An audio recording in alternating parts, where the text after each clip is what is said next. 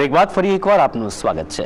આજનો યુગ કમ્પ્યુટર અને ટેકનોલોજીનો છે, પરંતુ મૂળ કચ્છના ડોક્ટર રાજુલ શાહે અનોખી સિદ્ધિ પ્રાપ્ત કરી છે અને તેમણે એક નવી લિપિ વિકસાવી છે અને તે પણ કચ્છી લિપિ, એટલે કે હવે કચ્છી ભાષા બોલવાની સાથે સાથે લખી પણ શકાશે।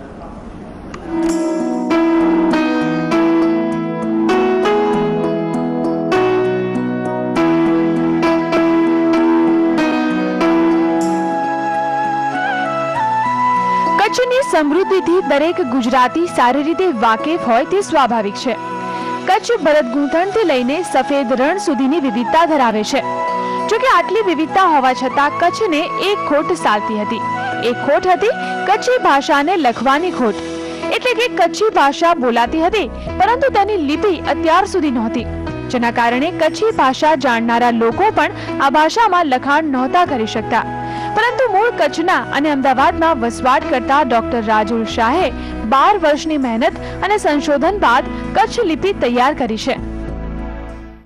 અને વર્ષોથી મારો આ રિસર્ચનો સબ્જેક્ટ છે। દરેક ભાષાઓ એ ક્યાંથી આવી, શરૂઆત ક્યાંથી થઈ, કેવી રીતે આવી, એનો વિકાસનો તબક્કો। એની સાથે સાથે જે વિચાર જરૂરથી મને આવ્યો કે હું કચ્છી છું અને મારી પોતાની એક લિપિની ઓળખ નથી, કચ્છની લિપિ નથી, અને ત્યારથી આ કામ હાથ ધર્યું। સાયકોલોજિસ્ટ અને ગ્રાફોલોજી તરીકેની ખ્યાતિ ધરાવતા રાજુલ શાહે રસ ધરાવનારા લોકો આ લિપિને સરળતાથી સમજી શકે તે માટે ગુજરાતી શબ્દો સાથેની બારકડી પણ તૈયાર કરી છે અને તેના માટેનું ખાસ સોફ્ટવેર અને ફોન્ટ તૈયાર કર્યા છે। કેટલીક સરકારી કાર્યવાહી પૂર્ણ થયા બાદ જાન્યુઆરીથી સામાન્ય પ્રજા આ લિપિનો ઉપયોગ કરી શકશે। ત્યારે એ તબક્કો જાન્યુઆરીમાં બધાની વચ્ચે મૂકવાની કોશિશ છે। જે અત્યાર સુધી દરેકને છે કે કચ્છની લિપિ નથી, એમાંથી એ પરિવર્તન લાવવાના પ્રયાસ ચાલુ છે કે હવે કચ્છની લિપિ છે। એની સાથે સાથે સરકારી માન્યતા ગેઝેટ્સમાં મુકાવવું એ પણ એક બહુ લાંબી પ્રોસેસ છે।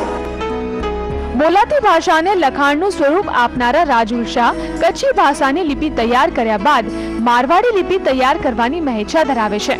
ઝલક અદ્યારું, GSTV, અમદાવાદ।